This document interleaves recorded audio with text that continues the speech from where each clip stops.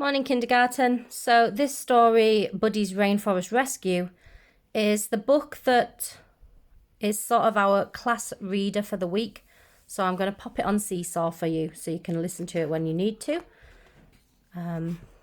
It's a book by the Wild Tribe Heroes, which is a company that make books all about conservation and looking after the planet. So this is sort of based on true events of things that actually are happening in the world. Sadly. There we go. The tangle of tall trees surrounding Buddy in the hot tropical rainforests were thick and green and teeming with life. He happily lived high in the treetops, spending his days searching for juicy, ripe fruit and delicious sweet honey to eat. He loved to swing from branch to branch, climbing higher and higher until finally resting in the tallest tree, where he could see his magnificent rainforest home stretching out far beneath him. One day, Buddy was reaching out and helping himself to his favourite fruit, with his hands and feet curled safely around the smooth bark of the tree, when suddenly he was interrupted by a horrible sound. An awful crackling and splintering noise was getting louder and louder before stopping close by with a terrifying crash. Buddy felt his whole tree shake and tremble, and his first instinct was to get away as fast as he could. Quickly scrambling down, Buddy started grasping branches and vines, lurching from one tree to the next as he frantically tried to escape this frightening noise. Feeling the familiar swinging sensation in his tummy, Buddy's fear calmed as he moved further away. Finally he slowed and stopped, resting a while before climbing up high once again, only to see a strange and unnatural sight ahead. Oh no. Before him lay row upon row of short oil palm trees, newly planted in straight lines, all the same size and all the same height.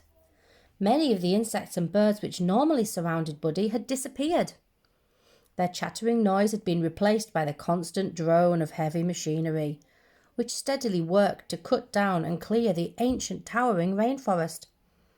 Sadly, Buddy realised that he was far from home in this place, and that he didn't recognise or understand, and as the afternoon rain started to fall, he knew he needed to find shelter. Desperate to find a safe place, Buddy curled up in the canopy of the last tallest tree, listening to the heavy rains pattering around him. When the rain stopped, he wove the leaves and branches together to make his nest for the night, before falling into an exhausted sleep, unaware of the noisy machines continuing their work below. The cool morning air awakened him, and looking down he saw a wasteland around the base of his tree. Not a single leaf or a plant, nor an animal, insect or bird was left. Fallen trees surrounded him with their trunks, and the life they contained stripped bare. Poor Buddy.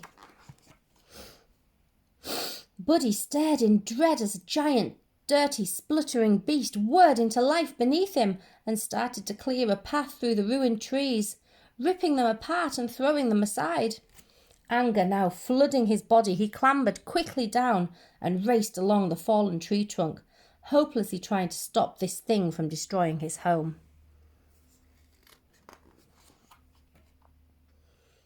The driver saw Buddy and instantly shut the machine down. At last, an eerie silence fell around the desolate clearing. Yet fear continued to haunt Buddy as he realised people were coming. He climbed over the jumbled logs, stumbling and struggling to get away, not feeling the sharp sting that caught him on his side. See? Buddy slowed and gently fell to the ground in a deep sleep as the tranquilizer dart that the vets had started to work. Men working on the palm oil plantation had seen Buddy asleep in the tree that morning and had called the Orangutan Rescue Centre for help. The kind vets knew that Buddy would be scared and confused by the diggers and the noise, and they also knew that they would have to move him to a new home, far, far away from the destruction caused by the machines. As Buddy slept, the vets carefully placed him in a strong wooden crate in the back of their truck, They drove for several hours, and it was almost dark before they arrived at the rescue centre, where they quickly checked him over before he woke up. Buddy shook his head as the smell of fresh fruit reached his nostrils. Slowly stretching his powerful body and feeling his strength returning, he ventured out into the cool moonlight, and Buddy hungrily finished the fruit, leaves and honey which had been left out for him. He heard other orangutans softly calling around him, and he was comforted by their presence. Buddy settled down to sleep, eager to meet his new friends in the morning. As the sun rose, the rainforest burst into life with the noise of millions of insects, birds and animals. Buddy was eager to explore the large rainforest enclosure he found himself in. There was fresh fruit to eat, trees to climb, ropes and tire swings to play on, and he enjoyed chasing and playing with his friends. Many of the orangutans were young and they'd lost their mothers. Some had lost their homes like Buddy, and some had been found injured or in people's homes as pets. All the orangutans were given a second chance at the rescue centre, and the very lucky ones would be released back into the wild. Here they all are. There's Buddy having a hug, eating a banana, climbing a tree. There's a vet with a barrow of babies. That one's walking with those two. So this is a good place, really. This rescues the orangutans. It's not hurting them and it's not locking them up. It's not like a zoo. It's helping them. And then they'll be released when they're ready and not scared anymore. So finally the day came when Buddy was ready to be released deep into the rainforest where no machine would ever go. The people opened up the crates and one by one the orangutans climbed out. And they excitedly began to make their way towards the trees. Soon as Buddy's crate was opened, he was off, and he was climbing quickly up towards the safety in the tall green rainforest, free from the machines that had cut down his trees, and free to swoop and swing and climb and to chase once again. There we go. And that's the end of the story. So it all worked out well for Buddy in the end.